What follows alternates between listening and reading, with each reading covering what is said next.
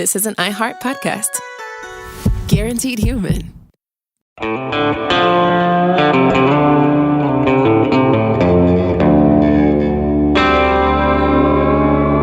Body Bags with Joseph Scott Morgan.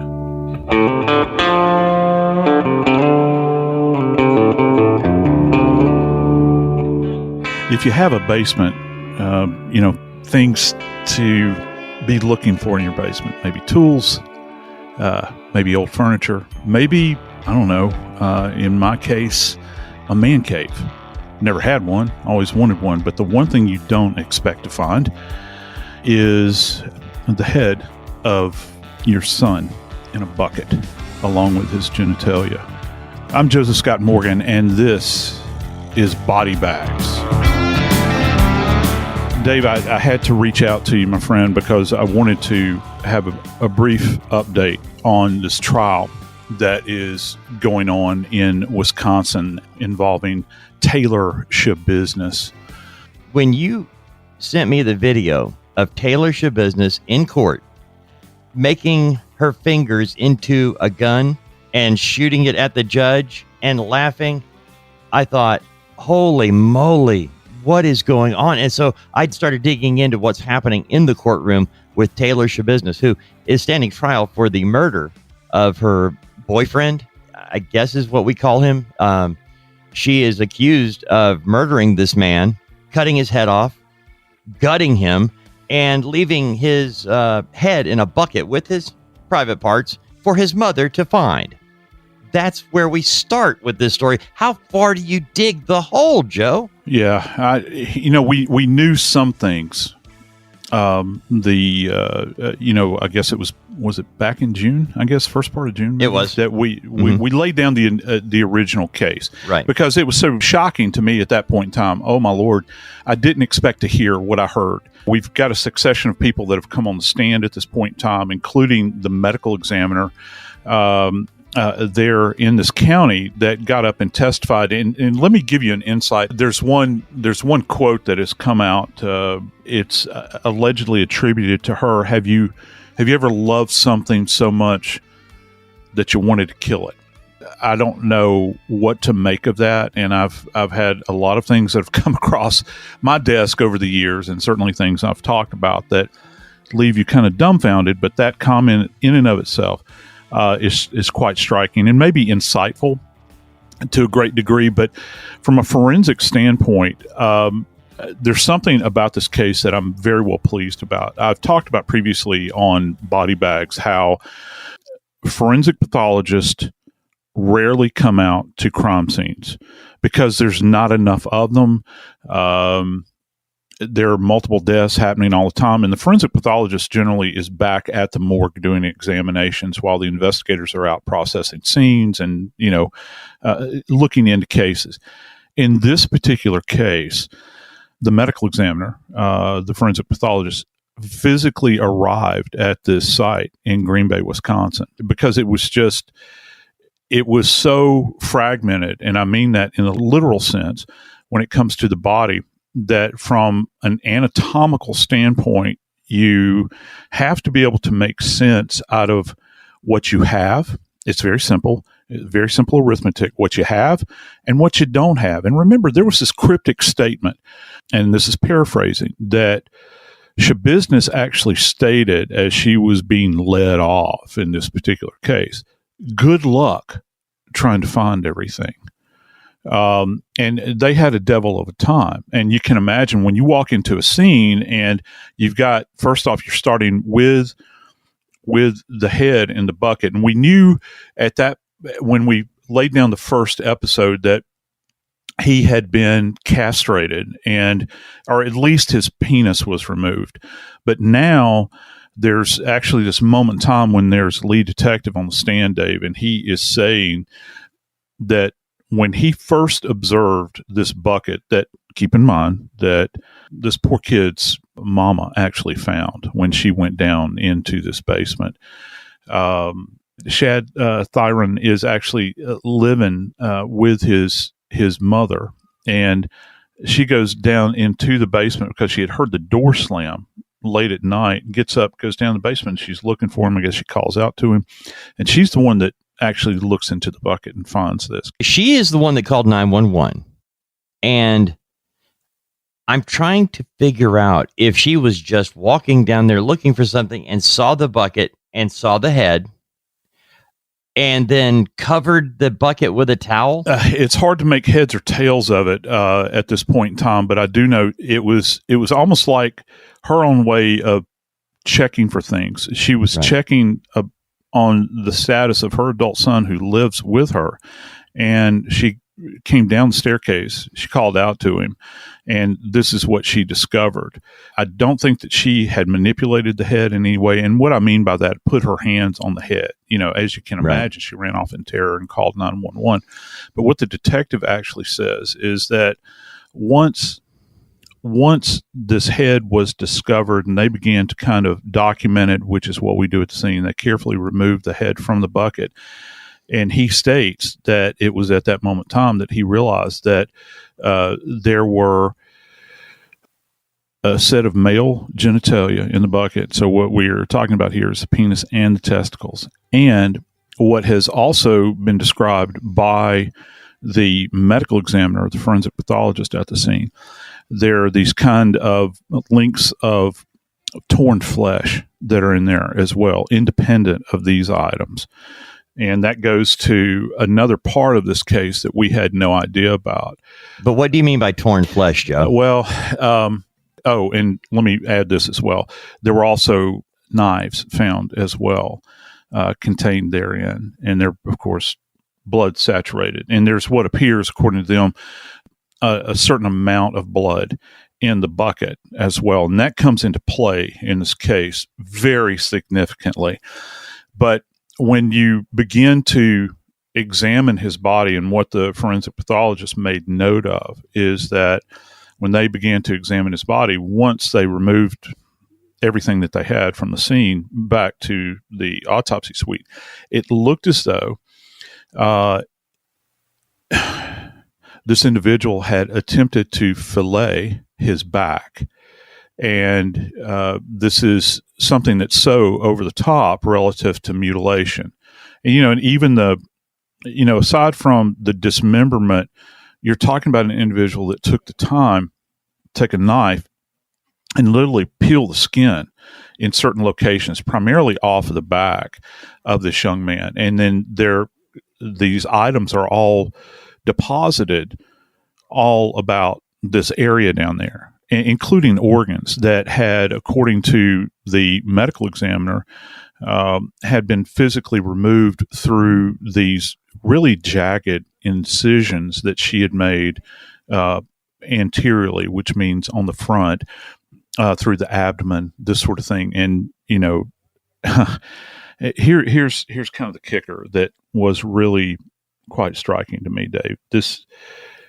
Shad's right foot had been removed. It had been dismembered at the ankle.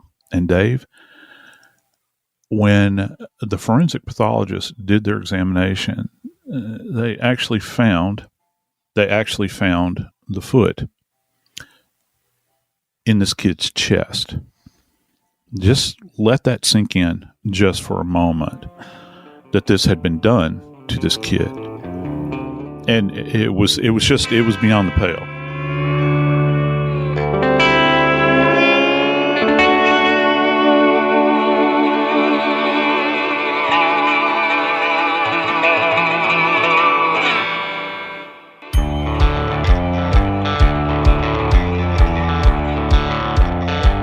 Please tell me that there's a way to know whether or not this man was dead or alive when this started taking place, the filleting, the chopping off of things.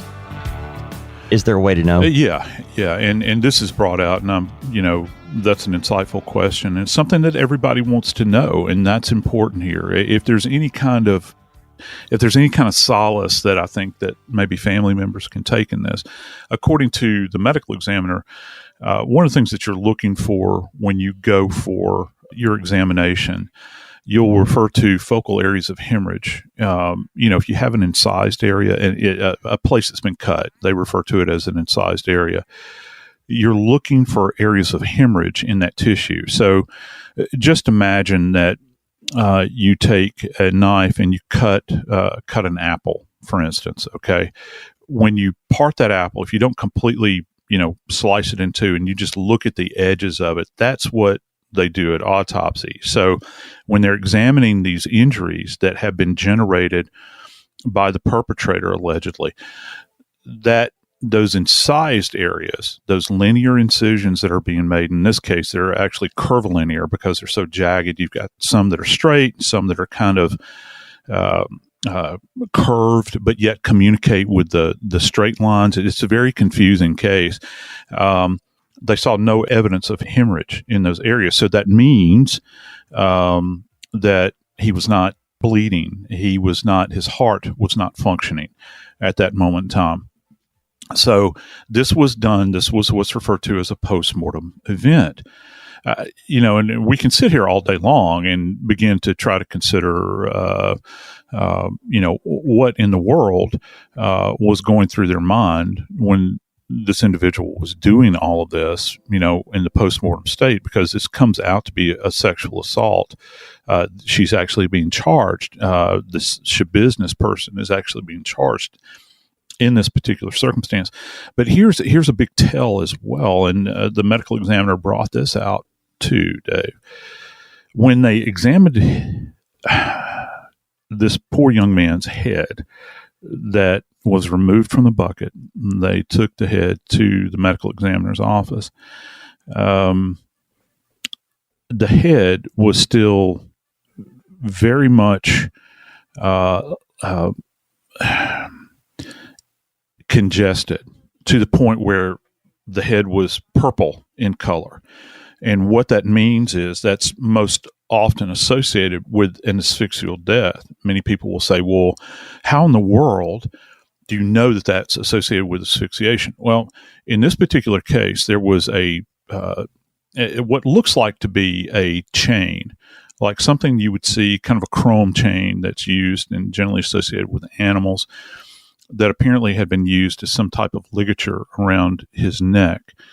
And as blood is being essentially prevented from passing through the rest of the body, Dave, it backs up into the head, and the head just becomes wildly congested. And there's, even in the postmortem state, there was evidence of petechial hemorrhages where the little blood vessels had burst, even along the gum line, in his face, around his eyes, these sorts of areas. So there was a tremendous amount of force being exerted on his body as she is on top of him.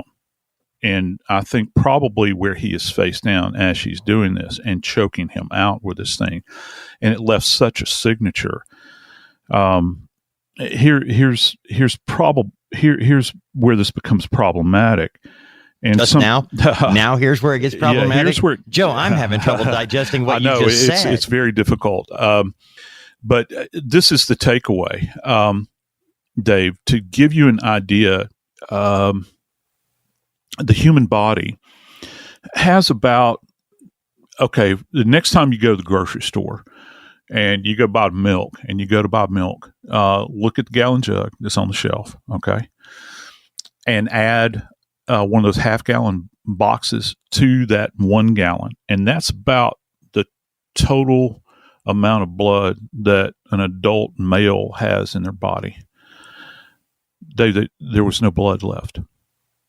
There was no blood left in this young man's body. So, one of the things that has come into question in this trial was this a drug-fueled event? And what the medical examiner was faced with, and what we normally do at autopsies, we take a large 10-gauge needle, and a 10-gauge needle, remember, when you're talking about gauges, the smaller the number, the larger the bore. Okay, so a 10-gauge needle is very large, and that's what we use in the morgue to draw out blood out of the aorta in the heart generally, or to some of the peripheral areas.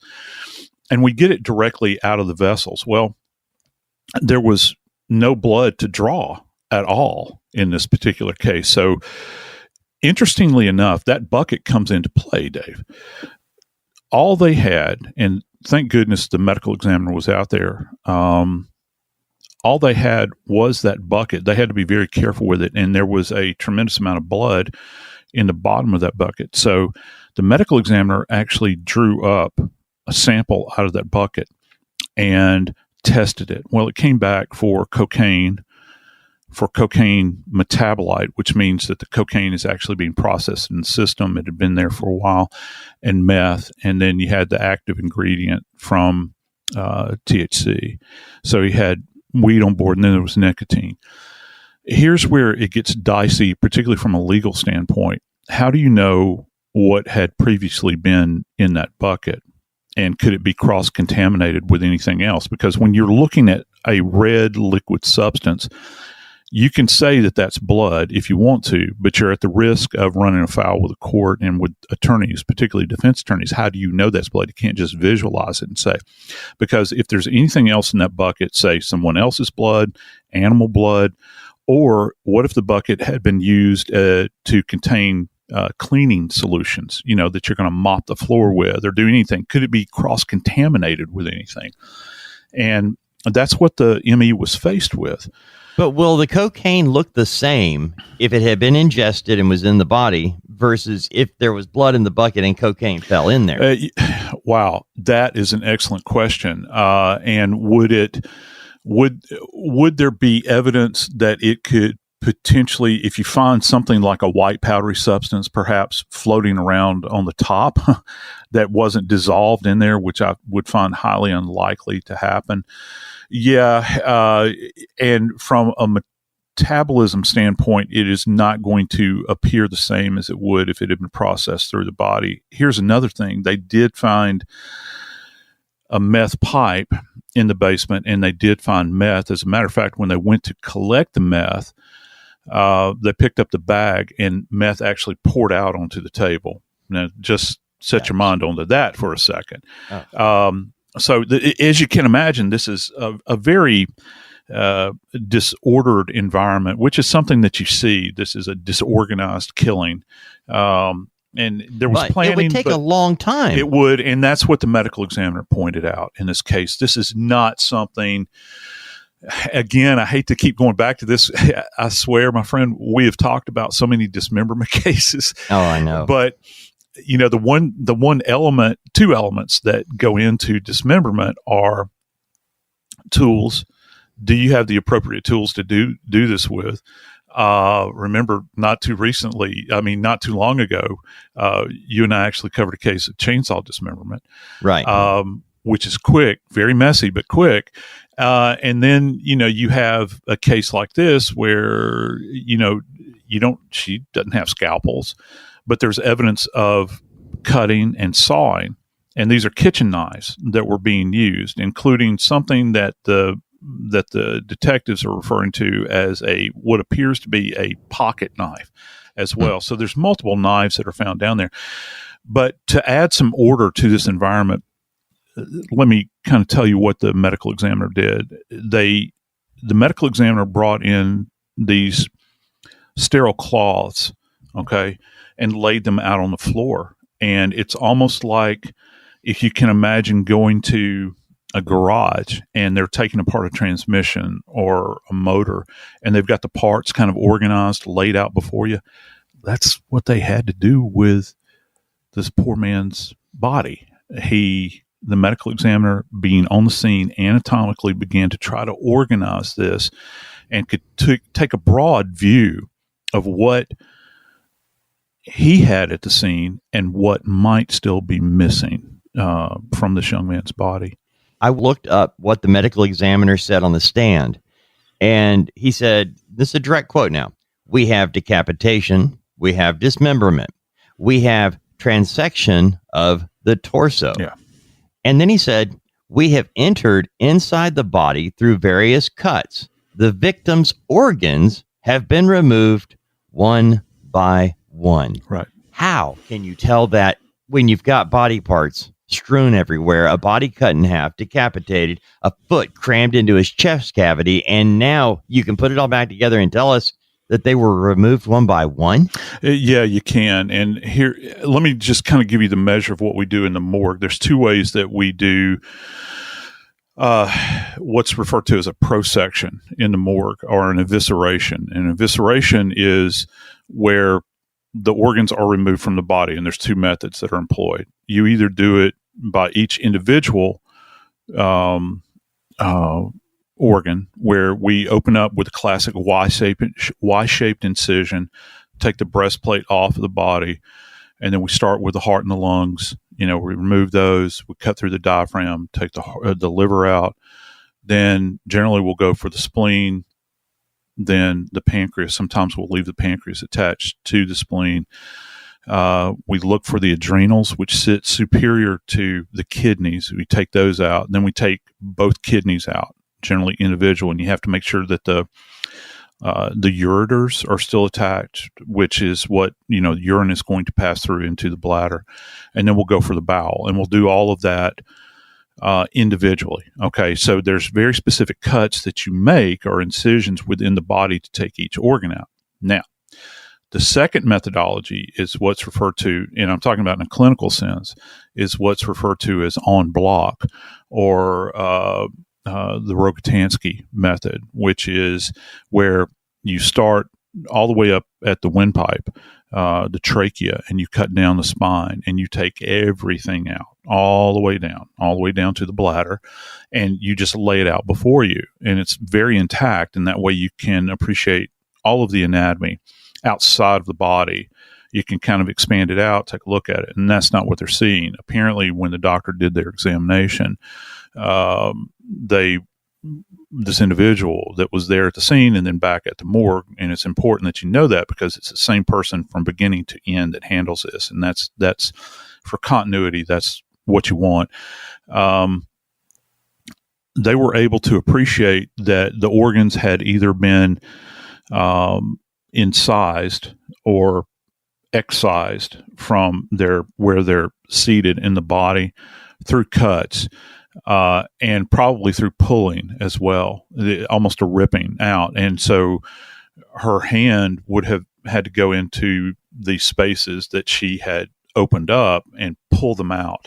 And maybe she used a knife to do this, or maybe she just kind of yanked them out. But, kind of the exclamation point on all of this, as, one final flourish, she takes his foot and stuffs it in his chest cavity. The fact that she took this body, though, Dave, and transected it, which if folks that are listening to this will kind of think about how a belt wraps around your waist, okay? And it's circumferential, which means the belt goes around the body. This means that you think about an incision that would follow a belt line, and that's a transection, where the body is cut all the way around and the body is essentially separated at that point. But in the end, my question is this: when it comes to Taylor Schabusiness, it is being put forth that this was drug fueled, that this was as a result of meth usage. Are her reactions in court, are they still meth fueled? I think that we have to ask ourselves that, making a fake gun, where on camera, at least it appears that she's pointing this at the judge, giggling when they begin to talk about finding the head and this rough dissection and this bloodbath that has been left in her wake. In the present context, is that meth fueled still? Or is this something much more sinister?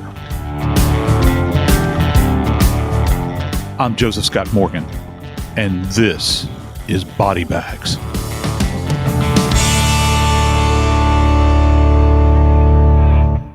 This is an iHeart podcast. Guaranteed human.